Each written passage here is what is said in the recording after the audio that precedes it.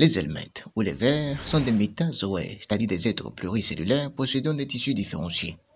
On les retrouve souvent sous la forme adulte à deux sexes, mâles et femelles, sous forme larvaire et sous forme d'œuf. On les classe en deux catégories, d'un côté les vers plats, appelés platelmintes, et de l'autre les vers ronds, appelés rondelmintes. Non, on les appelle nématelmintes, ou encore nématodes. Les platelmintes sont classés en deux groupes, les cestodes, qui sont des vers plats segmentés, et les trématodes, eux, sont non segmentés. Ce sont des cestodes qui vont être à l'origine des téniasis, échinococoses et cysticercoses. Les trématodes sont à l'origine des bilargioses et des distomatoses. Maintenant, les nématelmintes ou nématodes. Selon la voie de contamination de l'homme, on distingue les nématodes à transmission orale, les nématodes à transmission transcutanée et les nématodes à transmission tissulaire. Les nématodes à transmission orale, ce sont les ocyroses, trichocéphaloses, ascaridioses, trichinelloses, toxocaroses et dracunculoses. Les nématodes à transmission transcutanée, ce sont les ankylostomoses et les angululoses.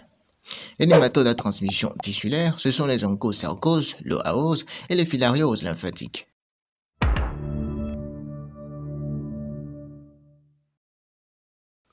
Salut, bienvenue dans mes vidéos pour ce cours de parasitologie médicale qui porte sur la trichocéphalose. La trichocéphalose, encore appelée trichurose, est une parasitose mineure, cosmopolite et extrêmement répandue dans le monde. Il s'agit d'une maladie tropicale négligée qui est causée par un nématode ovipare au nom de Trichuris trichuira, alias le trichocéphale. Elle constitue avec l'ankylostomose et l'ascaridiose un groupe d'helminthoses au nom de géohelminthoses. On les appelle des géohelminthoses parce qu'ils passent une partie de leur cycle de vie dans le sol. Voyons l'épidémiologie. La morphologie de la bête montre à l'état adulte un aspect général de fouet avec les deux tiers antérieurs effilés et une partie postérieure épaisse. La femelle a son extrémité postérieure légèrement arquée. Le mâle, plus petit que la femelle, a son extrémité postérieure enroulée. Les œufs du trichocéphale ont une forme caractéristique, ovalaire, en forme de citron, possédant deux parois, interrompues par un bouchon muqueux à chaque extrémité. Penchons-nous sur le cycle du trichocéphale. Il s'agit d'un parasite monoxène dont le cycle direct est long, vu qu'il passe une partie de son cycle de vie dans le sol. La contamination de l'homme se fait par voie orale par ingestion des œufs embryonnés.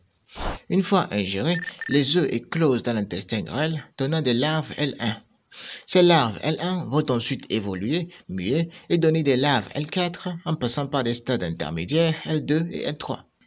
Les larves L4 vont ensuite se développer pour former des vers adultes au niveau du côlon.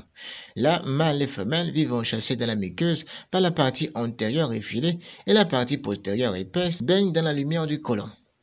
Suite à un accouplement, la femelle gravide émet des œufs, d'abord non embryonnés, qui sont éliminés dans le milieu extérieur par les selles. C'est donc dans ce milieu extérieur que les œufs vont s'embryonner et être au taquet pour contaminer.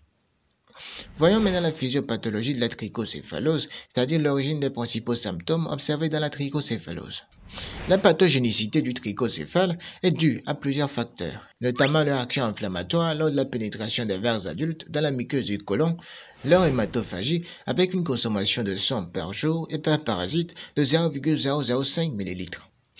La présence des vers adultes entraîne également des gènes mécaniques, une diminution de la résorption aqueuse dans le côlon, une irritation des terminaisons nerveuses pouvant entraîner une hyperpéristaltisme et un prolapsus rectal, c'est-à-dire une extériorisation du rectum au travers de l'anus.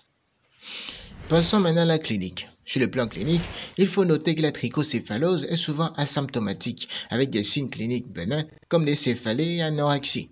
Mais en cas d'infestation massive, on note un tableau clinique associant des douleurs abdominales aiguës, une diarrhée gléro-sanguinolente, un ténésme, c'est-à-dire une douleur anale accompagnée d'un fort besoin constant d'aller à la selle, un syndrome anémique dû à l'hématophagie du ver et des signes allergiques comme des prurites et urticaires.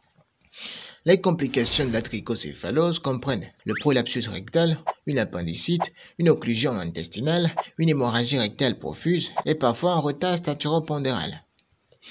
Passons maintenant au diagnostic. Le diagnostic se fait à partir de 2 à 3 prélèvements de selles fraîchement émises. La macroscopie montre en cas de diagnostic positif des selles diarrhéiques, gléro-sanguinolentes et rarement des vers adultes. La microscopie des selles, à l'état frais, montre la présence des œufs de trichocéphale. On peut faire appel à des méthodes de concentration dans le but d'augmenter la sensibilité des examens microscopiques en isolant et en concentrant les œufs.